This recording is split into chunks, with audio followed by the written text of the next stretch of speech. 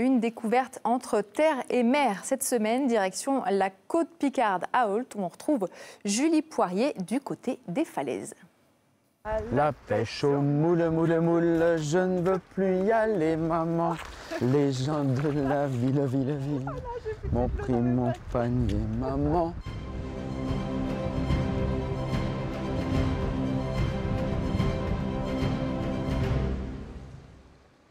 Bienvenue sur la côte Picarde. Aujourd'hui, nous sommes à Ault. Nous allons vous faire découvrir l'histoire de ces falaises qui débutent ici dans cette commune et qui s'étendent sur plus de 140 km jusqu'à l'embouchure de la Seine.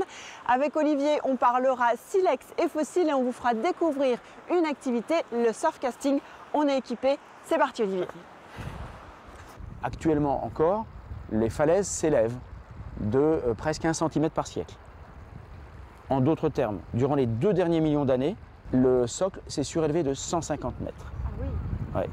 Donc c'est vraiment un milieu qui est extrêmement vivant, et notamment là, dans la mesure où la mer, parvenant jusqu'au pied, évacue, déblaye tout ce qui s'écroule, de telle sorte que la tranche de la falaise reste très verticale et très à vif. Quand la falaise recule, évidemment, elle libère surtout de la craie, mais aussi ces silex qu'on voit, les bancs intercalés, tu vois, avec la craie. Les petites bandes noires, en fait. Voilà, les petites bandes noires.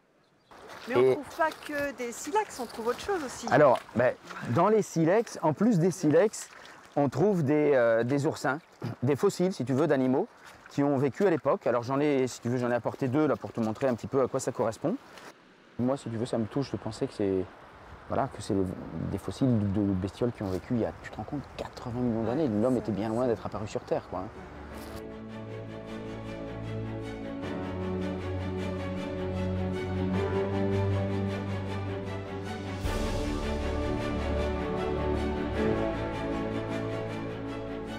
Là, tu vois des trous qui sont faits par des coquillages, notamment des phollades. Tiens, là, il y en a une. Voilà. Et si tu veux, c'est un coquillage qui a une coquille assez granuleuse. Ça fait comme un forêt, si tu veux. De telle sorte que quand elle s'enfonce et qu'elle tourne comme ça, elle a la capacité de creuser dans le support, pourvu qu'il soit suffisamment tendre, ce qui est le cas de la craie.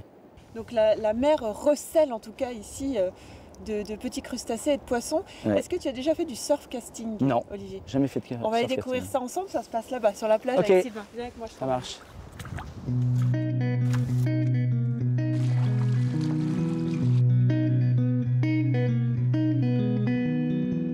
Bonjour Sylvain.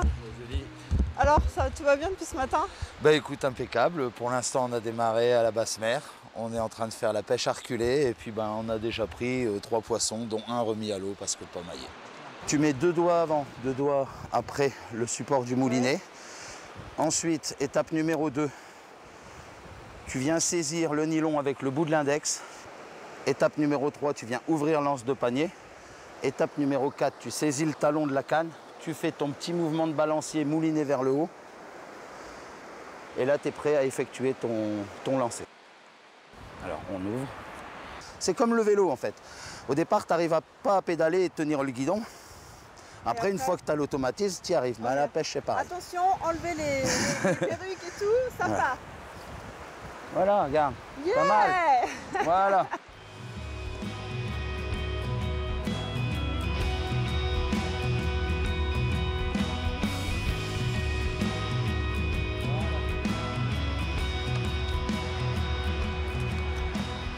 Bon, c'est une vraie activité en tout cas à découvrir en famille et pendant les vacances. Sans problème, au contraire, il ne faut pas hésiter. En plus, avant de prendre du poisson, ça sert à prendre du plaisir. Voilà. Donc être au niveau de la mer, des éléments naturels, se faire plaisir, prendre l'air et apprendre quelque chose. Bon ben voilà, bredouille, trempée, à demain pour de nouvelles aventures. Et le 19-20 continue.